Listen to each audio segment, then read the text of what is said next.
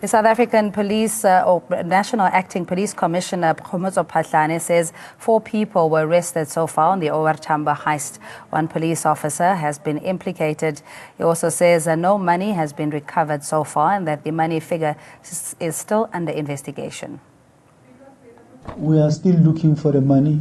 We did not recover that money at this stage. We will do our best to get there. The how much it's still a subject of our investigation. We can't give any figures out at this. We can confirm that 4 people have been taken in for questioning, of which 2 appeared in the Kempton Park Magistrate Court today in connection with the heist. 2 people are currently being questioned. It is regrettable that one of our own members is among the 2. This confirms our version of not ruling out the possibility of collusion and/or an inside job. Acting National Police Commissioner Lieutenant General Khomotso Phahlane earlier on briefing the media on the developments on the OR Tambo cash heist that took place on the 7th of March, saying that the collaborative efforts of law enforcement agencies have brought the result of the 4 suspects, with 2 appearing in court, saying that the South African police personnel, or rather member, there's 1 police officer who has been implicated in the heist, and that they'll go to great lengths to ensure that those that are responsible are brought to book. 24 million rand approximately has been stolen from the carrier, or cargo at least, that was meant to be carried on South African Airways. A lot of interest, international interest in this particular story, and we'll try and get our reporter Masichaba Dlamini to give us an update as soon as we've got that link with her. All right, Masichaba, thanks so much for joining us. Earlier on, we heard the press briefing, but we also had some technical problems on our side. What are the other details beyond the 4 suspects that have been implicated so far that the Commissioner spoke about? Good evening to you and to the viewer. What the Acting General Commissioner spoke about was basically the revelations that have been coming through regarding the OR Tambo heist that happened, and about the miners that were found in Benoni. So what has surfaced in this briefing is that 4 arrests have been made regarding the OR Tambo heist, and one of the people that were arrested amongst those 4 people is an SAPS member. However, the general would not give any further information regarding the SAPS member, saying that he couldn't tell his rank, he couldn't tell where he was from, as this might compromise the ongoing investigation. So, however, we do know that 4 people have been arrested, and one of those people is an SAPS member. And regarding the Benoni miners, 4 people have also been arrested. 1 person has been arrested in South Africa, and 3 of them are Lesotho nationals, and 3 of them have been arrested in Lesotho, and they appeared and they were all found guilty for being in a position of illegal firearms. Indeed. Masichaba, how did Commissioner Phahlane explain the masquerading as police of the robbers, particularly when it comes to the bogus vehicle and them having access to police uniform?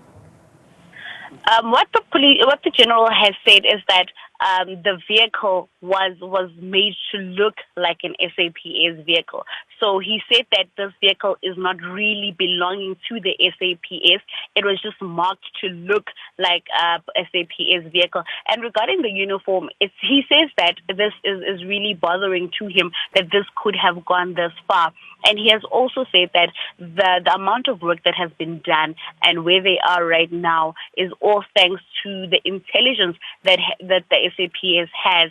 And he was also answering to somebody saying that they could have had a tip-off, and how many tip-offs are they getting regarding this. And he was saying that they haven't really received a lot of tip-offs, and he doesn't want to go by tip-offs. However, that intelligence has been working really, really hard to make sure that the people that are investigating and that are liable for this thing are brought to book, Cindy. Yes, he was very careful also in not divulging too much information. It is still at a very sensitive stage. I beg your pardon. But he did mention that the two males that appeared in court are of African origin, and he wouldn't say, much more about the other suspects. But just going to the police, or one of the police members being implicated, it really goes to the screening process of police officers. How do you know that somebody's corruptible, especially if it's somebody that is there to uphold law and order? That is true, Cindy, and it's another thing that he mentioned, and you could see that he was a bit disturbed by this, that the same people that are put to protect our constitution, to protect the people of South Africa, are the same people that are turning around and doing such crimes, And he mentioned that at the airport, you would think that the security is so high, but things like this can still happen. And therefore, he said that they would need to relook security and make sure that these type of things do not happen. Even though he does think that this might have been an inside job, as obviously we have a policeman indicated in the syndicate. So he does mention that it is actually appalling and disappointing to find that the same person who's meant to uphold the law is the same person who is breaking the law, Cindy.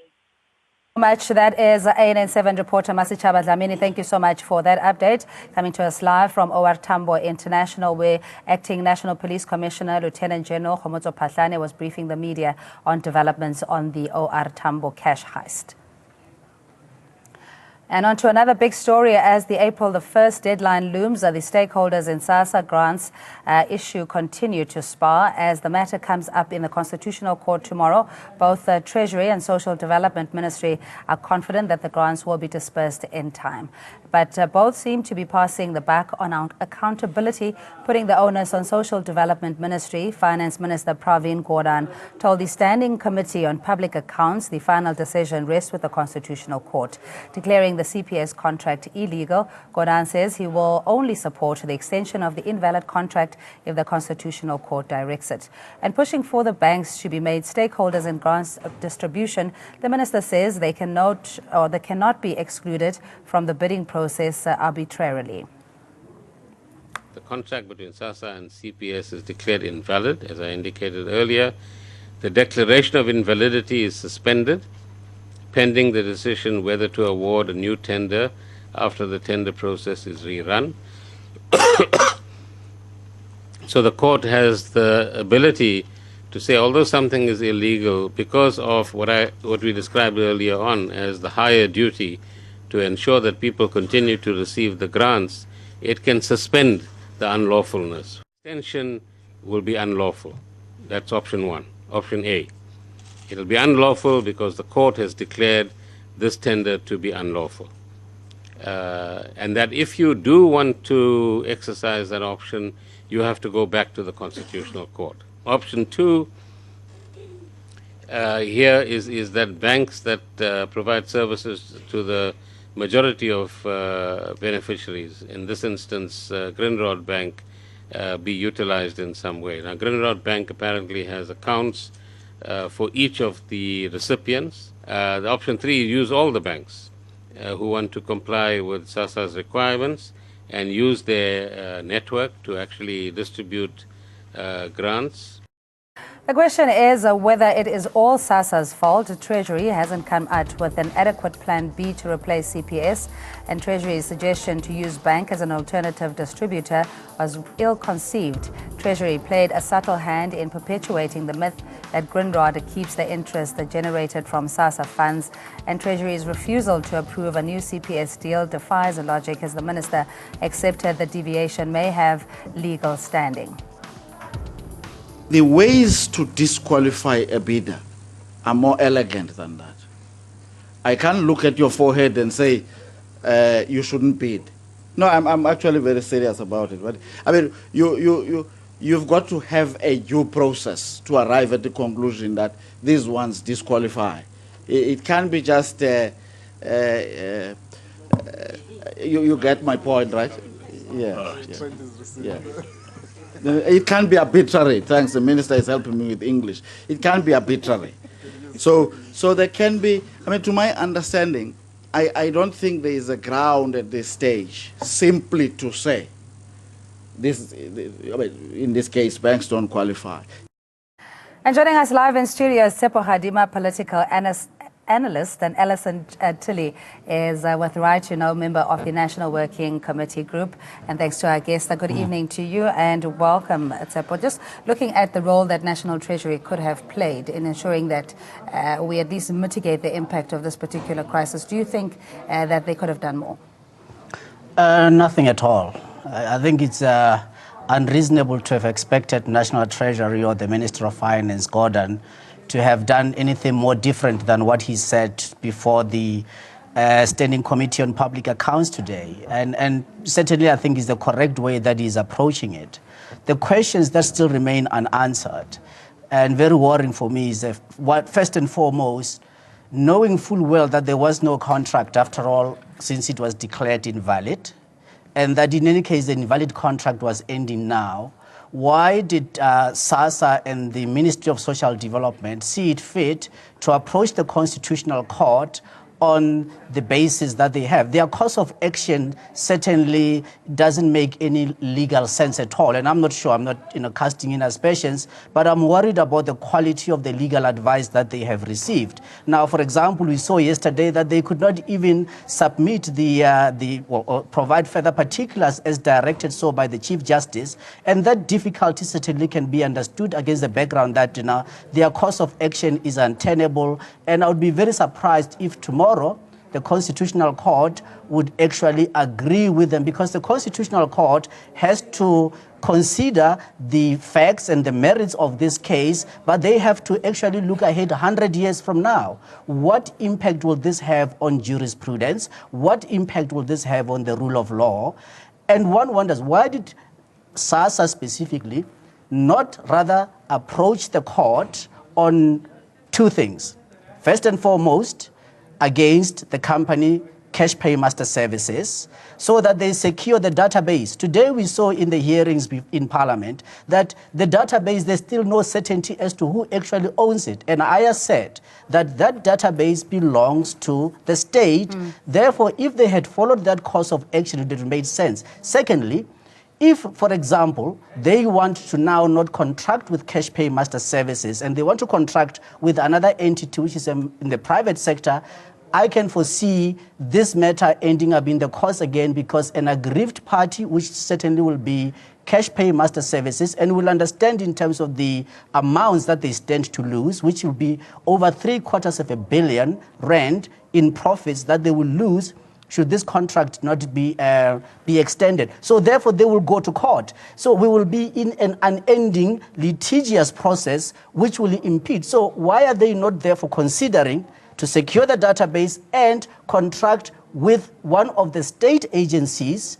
And the post office has been suggested. There are a number of things that they can do as emergency interim measures to make sure that they avoid litigation in the immediate, that they avoid litigation that will unfortunately imperil the 17 or so million recipients of these grants or beneficiaries, but at the same time ensure that they have got a legal way of contracting. To go and ask the court to already reverse its decision, validate an invalid contract, is just certainly untenable. I cannot see how anybody in their reasonable mind could have approached the court on that basis. Yeah, but what's the best case scenario, Ellison? And thanks so much. Good evening to you. Thanks for joining us. As Sepp was saying, that it's unlikely that the Constitutional Court will renege on its previous judgment of an invalid contract, essentially asking the court to do the illegal by endorsing a contract that comes to an end and that was questionable in terms of its dealing. So what do you think is the best case scenario here if the court decides to uphold its decision? Well, I think the best case scenario is probably that there is allowed that a deviation take place from the PFMA, that the court would accept that this is an emergency situation, and that the court then oversee a contract that is then entered into with CPS. It seems as though there is no alternative at this point, at this late stage, and that grants be paid by CPS for the shortest possible time for the cheapest possible amount, and that the contract with CPS come to an end quickly, and that the payment function then be taken over by one of the people one of the institutions that have expressed interest in making the payments. I gather there are 18 of them, including obviously the post office, and on that basis, a new service provider would be appointed. Let's just take a look at another material stakeholder, National Treasury, in what could have been an intervention on their part. Have you seen the affidavit documents submitted from SASSA saying that, one, they had a leadership crisis in terms of acting CEOs and not having a permanent executive, and secondly, that the legal representatives of SASSA had encouraged, or rather, gave the reassurance that the minister wouldn't be out or in contempt of court if they extended the contract. Are we looking into others that had precipitated this particular crisis, as opposed to just gunning for the minister? Well, I don't think it's a question of gunning for the minister. I would push back strongly on any suggestion the Treasury have done anything inappropriate. In fact, of all of the players at this point, Treasury are the only ones who are not finding themselves in the embarrassing position of having to explain to a court why they have failed to comply with a court order. So at this point, I would say the Treasury is coming out of this smelling of roses in comparison with the other parties. I mean, you mentioned the leadership crisis. It's described in graphic terms in the affidavit, and literally the person deposing to the affidavit does so on the basis of having been in charge for, I think, 6 or 7 days. It's a situation which should never have arisen, and there certainly is enough blame to go around. But at this point, the person who is the responsible minister is the Minister of Social Development. It is certainly not appropriate for Treasury to set itself up as a parallel government. It has been accused of doing that in the past and has been very careful not to do that. And I think that it's completely unfair at this point to suggest the Treasury somehow should have stepped in and should have taken over when the Minister and SASSA have continued to claim. Sorry, Alison, we're just losing you. I'm just going to ask our producers to patch you again. So what do you think? Because we've seen Treasury come and put certain departments under administration when a crisis was imminent. Do you think more could have been done? Well, what could be done? I mean, right now where we stand with a few days left before the dreaded April 1, 2017 comes, is that for some unexplained reasons, both the Minister Batabile Dlamini and the agency SASSA, they seem to be having this belief that it is a royal birthright for CPS to be the administrator of this pension payouts, or rather the grants payout. And I don't know where really that belief comes from, because they haven't explained it. Even today when we saw it, I mean, I just really, it's very tragic, if I really can maybe put it mildly, that there's a lot of grammar, but there's no real tangible solutions on what is going to happen. Even Treasury themselves, they added to that grammar. Now I'm thinking, neither President Zuma nor Judge President, or rather Chief Justice Mogoeng, they are not university lecturers. They're not going to give any good marks. They should demand delivery, tangible delivery. So the question that I think we should all be asking as South Africans, that when will the President demand delivery as it is due? For CPS, I saw a statement this afternoon where the CEO of CPS is saying that, listen, or rather of Net1, the holding company, that if there's no contract by tomorrow being Wednesday, therefore there will be no payment, meaning that CPS will therefore not pay, or if they are not. So that's effectively meaning that they are holding the gun to the head. And for CPS or the CEO, I can only say this: success is a lousy teacher, because it seduces smart people into thinking they can't lose. And certainly this is one battle that CPS will not be able to win. because they are a private sector entity.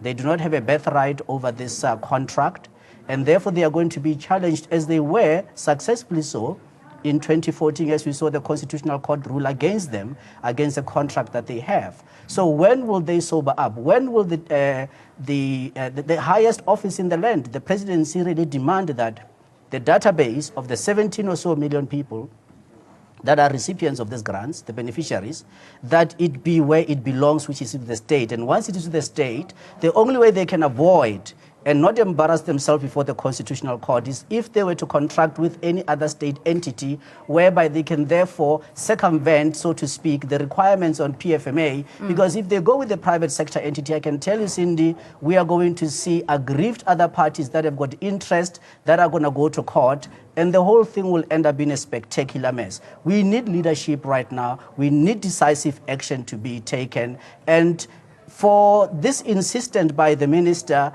it's really going to cause far much more harm to this nation by her insisting that only cash pay master services can be able to pay the grants, because it is not true that the so-called unique proprietary biometrics technology they have is only to them. That technology is ubiquitous. There's absolutely no basis for them to be holding on that line and for them to be believed.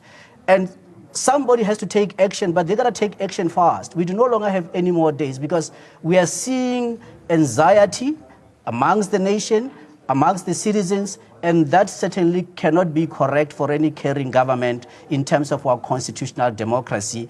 And somebody has to take a decisive action, because failure to do so, we are going to see a revolt. But as we saw already with Finance Minister saying it's the Constitutional Court that needs to give the approval for the CPS contract to be extended, and you saying that it's very unlikely that the court will favor this extension, it still leaves us in limbo. There's the proposal of the banks or other key stakeholders wanting to get their hands on the loot, so to speak, and SASSA not being able to distribute the grants. We're really in limbo, and no clear answers are coming. That course of action is doomed. I don't know why they pursued it in the first place, to try and extend a contract that itself does not exist legally.